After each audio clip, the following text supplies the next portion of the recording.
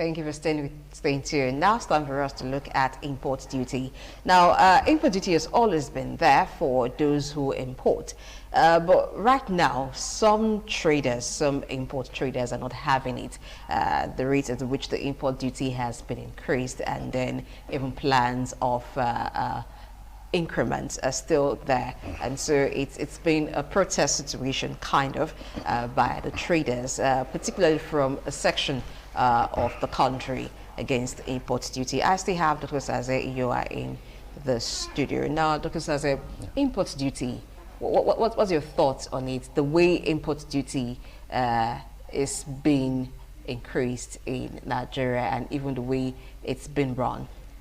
Yeah, import duties have recently been increased. That's why we have seen its effect on even gas. You know, it was increased by 15%, and cars, consumer goods, and so on. So normally the import duty ranges between, I think, 10 to 60%, depending on what product you are bringing in. Okay. So added to that, there is a port charge of 7% added to your VAT. So if whatever you're bringing in, like the cars or luxury items, it could be as high as 70%, the import duty or customs duty. Because it's luxury. Exactly. Yeah, then you have to pay 7%, 7.5% VAT, pay 7% port subcharge. So those are constants. Then I think where the major issue has come from now is the fact that there's what you call terminal ports charges. Okay. You know, so there's terminal port handling charge, there's terminal port documentation charge, there's terminal port delivery charge. You know, so there are various charges all along, which recently the operators of those terminals, they are actually privately run. Operators of those terminals have announced a 50% increase in the cost of those charges. So just like using an example of an SUV, they give an example on their side. So you have an SUV that used to, the port handling charge used to be about 21,000, it's now 33,000. So that's 50% increase. Documentation used to be 10,000, it's now 15,000. That's 50% increase. Then delivery charge, charge used to be 3,600, it's now 7,600. That's a 50% increase. Added to all this, you know, the Nigerian Customs Service announced, I think on June 1st, that the rates at which the dollar will exchange to the naira in paying your import duty. In fact, CBN made the announcement, so has been reviewed from 381 naira to a dollar to about 404 naira to a dollar. So that's also an increase. So when you consider all this, it seems to be very overbearing on the very expensive to import. The importers, exactly. And even MBS reported in their last report that imports had fallen by 50% between end of 2020 and November 2021, and we are an import-dependent economy. Okay, let's take it from there. Imports falling from what it used to be. That means scarcity for an import-dependent nation. So how do we deal with that? And that's the reason why we are where we are, because that's inflation. That's what has led to the inflation that we have now. And that's why I've always said that the Nigeria's economic problem right now, especially with reference to inflation, it's completely non-economic. So that's why textbook methods of dealing with all these problems are not yet. They are not efficient in the Nigerian issue, because when you are talking about inflation, usually basic inflation has the definition, too much money purchasing few goods. So what happens is, during inflationary situation, you expect the monetary authorities, what they do, normally textbook solution is reduce money supply and increase interest rates. So when you reduce money supply, you reduce printing, give instructions to banks to reduce their lending, then you ask them to increase their reserve requirement with the CBN. All this helps to reduce money supply. Why you increase interest rates? With the aim of encouraging the public to come and put their money with the banks. Yeah, because when the interest rates are high, they are encouraged to save their money with the bank. So all that is aimed at mopping money from circulation. But it's not the same situation in the inflation we are facing now. We are even having the monetary authorities, fiscal, they're pumping in money into the circulation, because there's less money in circulation. Exactly, you know. And interest rate has been constant since, I think, April, May, all the MPC meetings by CBN, Monetary Committee meeting, has left MPRO constant at 11.50. So if anything, they're even thinking of reducing it. So you see that those approaches don't work, and it's because they are all non-economic. Okay. And this is a very glaring example. You know, so by the time you've cut imports by 50%, obviously it means that there's scarcity. You know, and we're an import-dependent economy. But does that in any way work to the advantage of the country? If some of these goods that used to be imported in very large quantities have now reduced, does that create room for production, for substitution of those imported goods? Yeah, it is supposed to be. Just as I usually think, you don't legislate change. Okay. Change is something that you work towards. So you don't just say, okay, we close down our borders so that we encourage local production. We close down, we increase import duties. No, you work towards change. Okay. You look at Botswana, the last World Bank just released a report now that they are the fastest growing, in fact, they are the most developed African country right now. Okay. And that's because of, you know, the Botswana government asks that once a company has over 100 people or employees, then they get access to a site filled with government, complete with government infrastructure. So you know, those are ways you encourage exports. But it's not by legislating and saying import. What is happening in the, when you are having companies even pulling out, you are having Dunlop, Michelin and so on. So there's no alternative. What are the substitutes to these import goods that you are planning to ban? What are the substitutes to it? So if there is no substitute, if there is no local production, if local production is not increasing simultaneously with the fall or reduction in import, then that means there's going to be a shortage. And you know, there's no vacuum in nature. So the fact that these costs, import duty costs have been increased, these importers are not going to bear the cost. Definitely they will move it to the consumer. So that's where inflation has come out from, added to the fact headers and farmers classes. So those are the reasons why we have, and almost all, even those of our items that are produced locally, there is still a certain percentage that is imported. It's either the packaging is imported. We have local manufacturers like Nestle Foods and so on, but they still have parent companies who give them Coca-Cola and so on, who give them the flavor or the ingredients which they're using. Exactly, so they are bottling, they are packaging. Something still has to come from outside. And that's where our exchange rate has also become a problem too. You know, recently we had we saw ShopRite officially move out of the country, and the reason they gave was the currency devaluation, that they couldn't meet with the currency instability. Okay. That just took 2020, they gave their report that they made a loss of 7.9%, that's ShopRite. So you have companies leaving the country and you are reducing or you are discouraging imports without any conscious efforts aimed at providing security, working on the exchange rate, infrastructural problems like electricity, which is most of the problems why most of these companies are leaving. So all this added to the fact that imports have reduced has led to the inflation that we face right now. Okay, so what's the role of this situation in counterfeiting? Oh, I think at the end of the day, you now have companies who are, or even not, they're not necessarily companies, people who want to take advantage of this situation. So you have, for example, goods coming in from those foreign countries that have been or that have been discouraged because of this hike in import duties. You will have some sharp practices. Either producers who want to now make fake, who get the pack and then package it and try to pretend. So all this would lead to, I think it would have an impact on counterfeiting. Yeah. Okay. All right, now before we look at regulation to check counterfeiting, because a lot of business persons want to maximize profit and some would not mind going through any length to maximize profit, and that would be for government agency to regulate. Now, but is there a way to bring down the cost of these charges? Now, the Minister of State for Budgeting, Clem Agba, was speaking in a forum, and then he talked about the operations of custom, primarily not to make profit, but in the course of doing their job, they can also make money. It seemed like the customs in its practice is encouraging the upward review of some of these charges. I think all these increases in import duties are not it's not coincidental, or it's something that is well planned, because why a year or 2 years ago most of these import charges were cut down. In 2019 import charges were brought down. Even on vehicles, I remember during the COVID it was brought down. So gas, that's why gas became very cheap. Almost 15% was removed in 2019. So I think it's not coincidental. It just matches up with the period when government is complaining of being broke.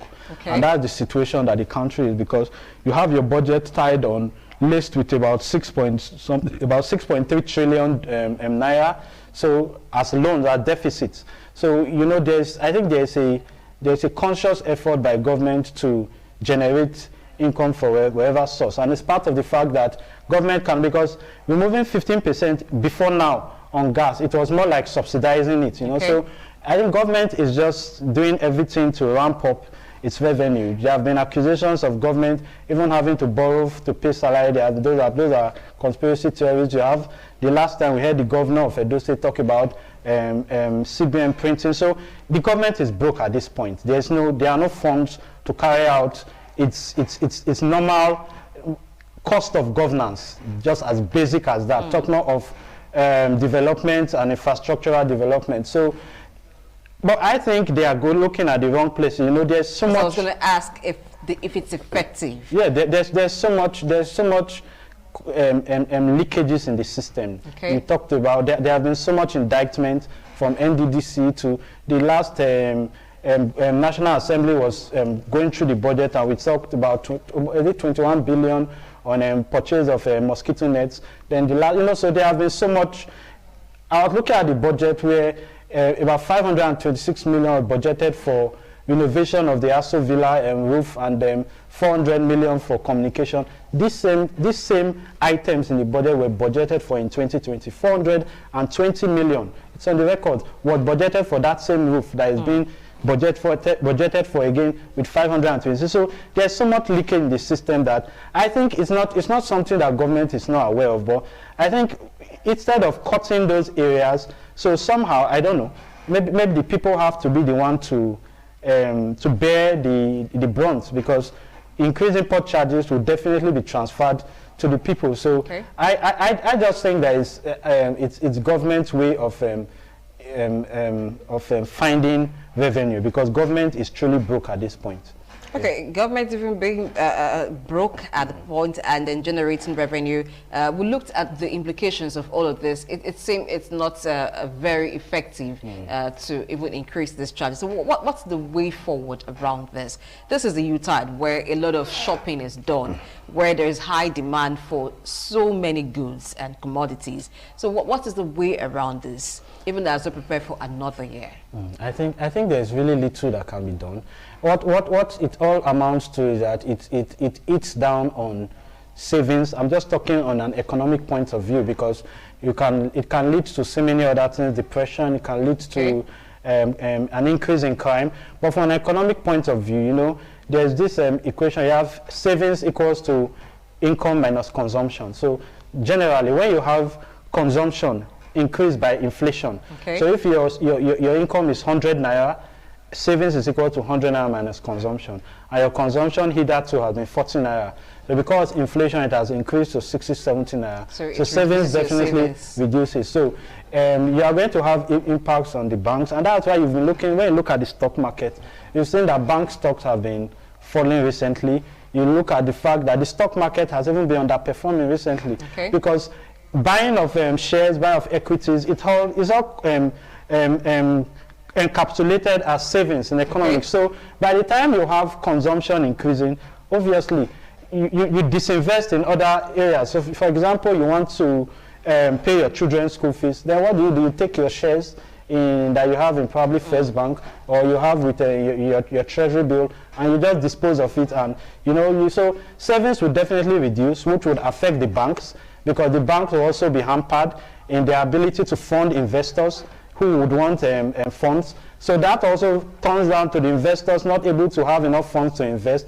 It would affect their production. Okay. Production fall will lead to higher crisis in demand because they cannot supply. Their supply, I mean, would reduce because they are not producing enough, and it just goes around. So consumer demand at the end of the day. At the end of the day, so consumer demand are constant or even increasing while supply is reducing, and that's where the inflation comes from, because when you have demand higher than supply, that it leads to increase in price.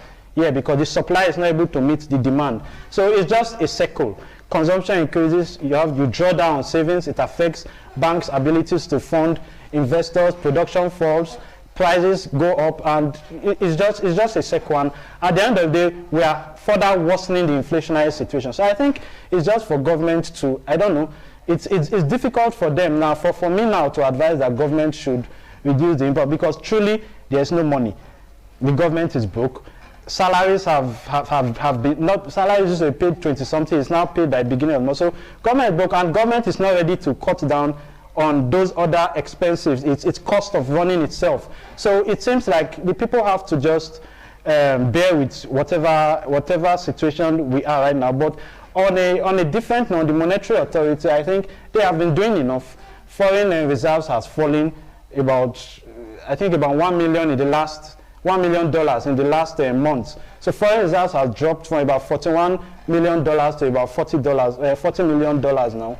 So the government, CBN, I mean, is supporting the Naira with everything it has. So, but you can't draw down the foreign reserves to a very, in fact, I think 38 should be, because there's a regulation that your foreign reserves should be enough to carry a country, the economy, for 6 months. Okay. So there's a level you cannot draw it below. So I think CBN has done its best, but fiscal role of government has to come in now. The government, the government itself, has to now be more transparent.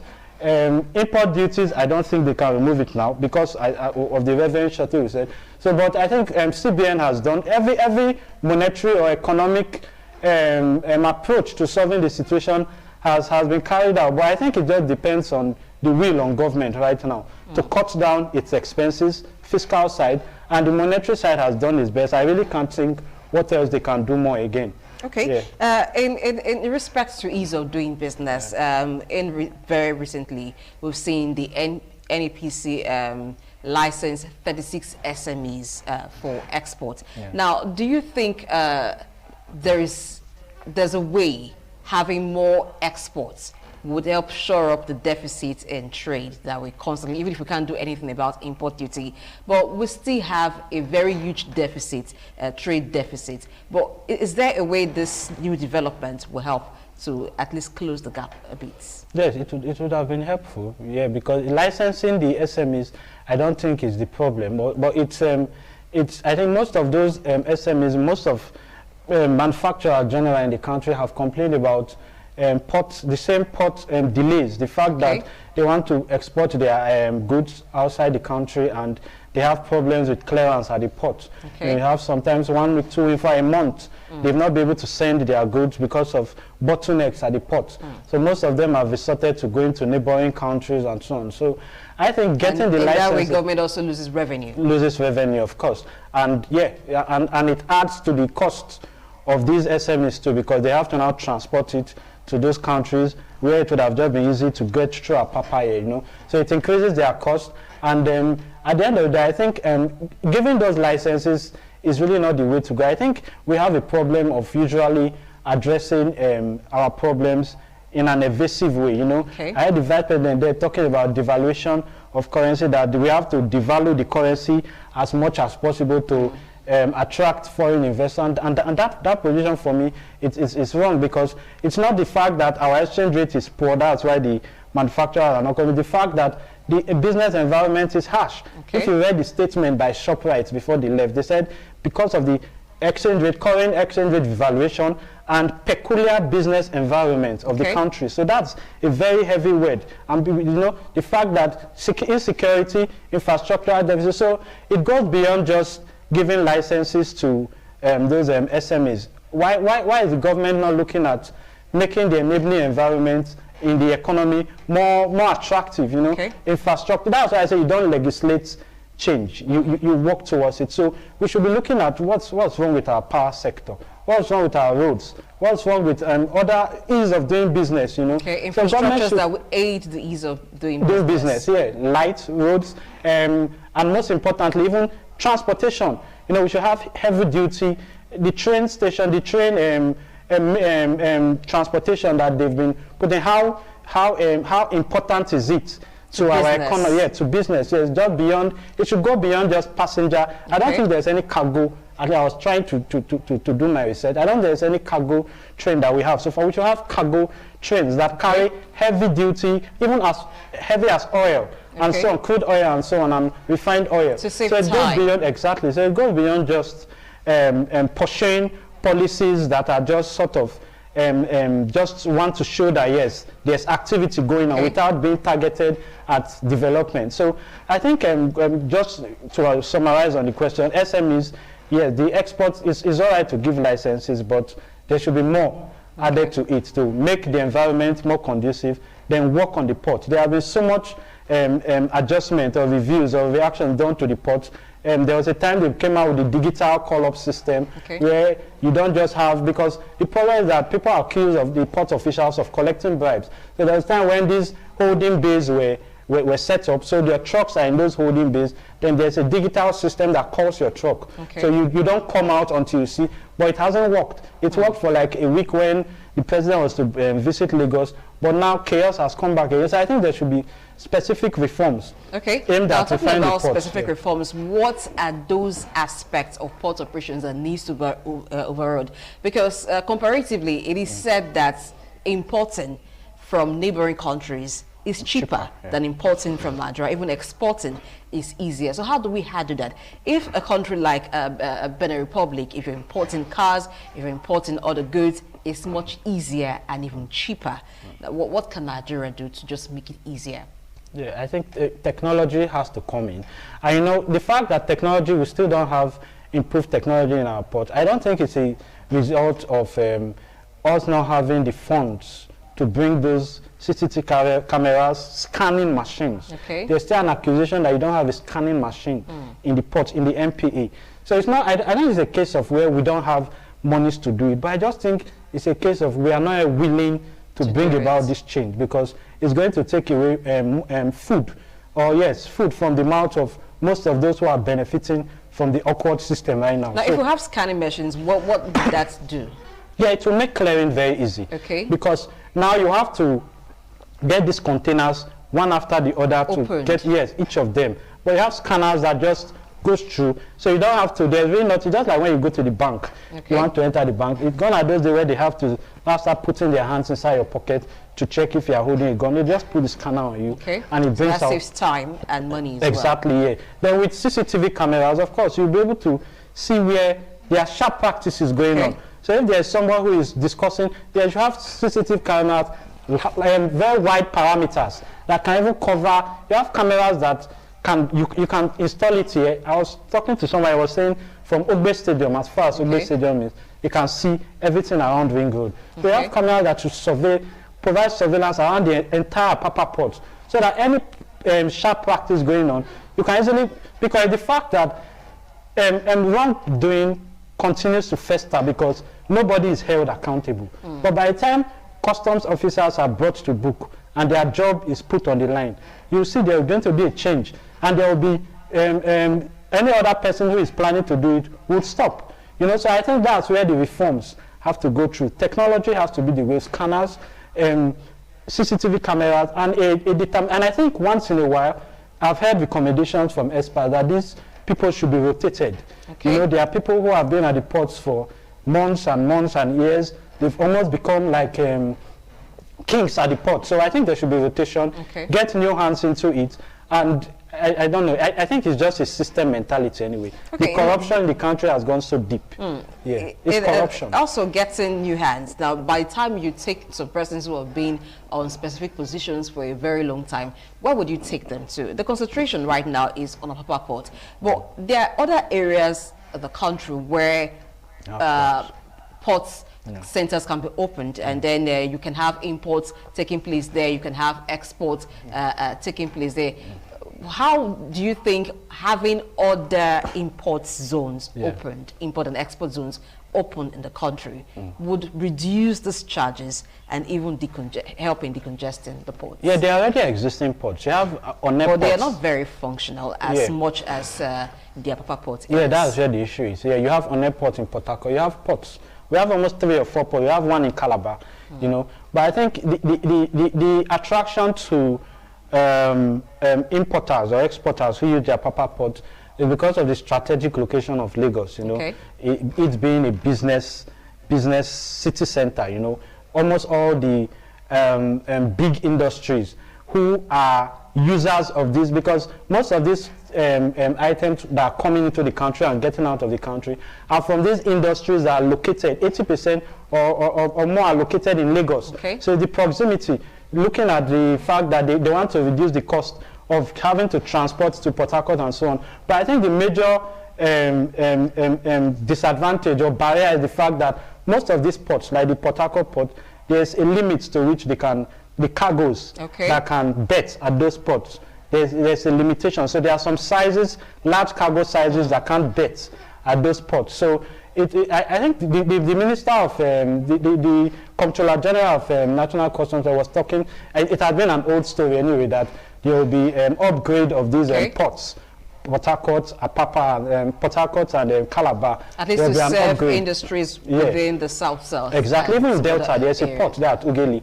Yeah, so those ports should be upgraded so that it takes pressure from Apapa ports, you know. So I think that's where we all talked about the will. So government should show a will. Government, I think, I don't know if they appreciate the fact that they appreciate these sufferings or whatever that is going on at the port at Apapa, because if they do, then I think there are very easy ways.